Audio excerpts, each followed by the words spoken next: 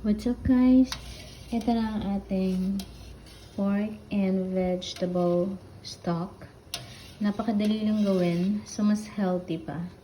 Kasi kontrolado mo ang lasa, kung anong gusto mong ilagay. So dito, ilagyan ko lang to ng, meron kasi kaming natirang buto ng lechon. So this is going to be a very delicious stock. And meron din tayong a little bit of salt. So, lalagyan din natin yan ng asin.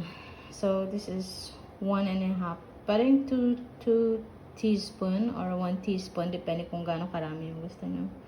Kasi pwede pa naman natin siyang dagdagan pag gagamitin na natin yung ating sabaw or stock. So, ayan. Kumukulo na siya. Hininaan ko lang. Okay. So, ilagay na natin ang itong ano natin, buto. Yay! Yay! Oops! Mainit. Diba? Ang ating asin.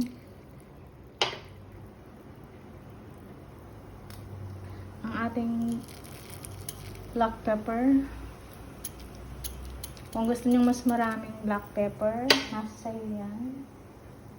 Ang ating leeks. Ang garlic, onion, ayan, ilagay ko na lahat ang ating onion, ayan, so wait lang ha, kasi mahirap ilagay yung ibang gulay, kasi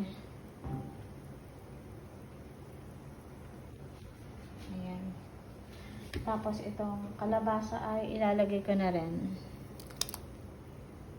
Dahan-dahan lang. Kasi mainit ang tubig.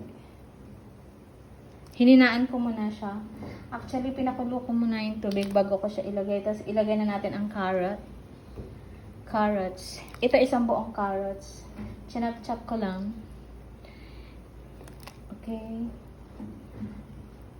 Alright. This is ready. So, lulutuin lang natin. Pag kumulo na siya,